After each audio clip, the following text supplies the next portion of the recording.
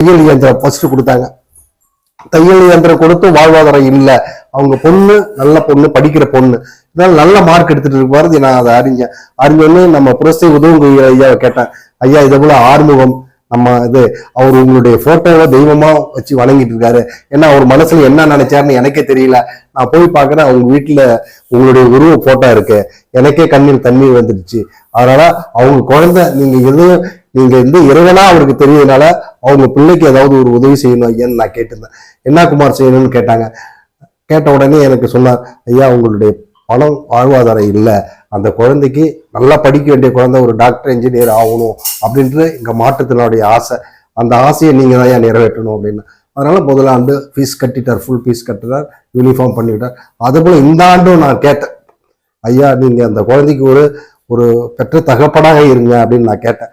கேட்ட உடனே குமார் எனக்கு கால் அடிபட்டு இருக்கு.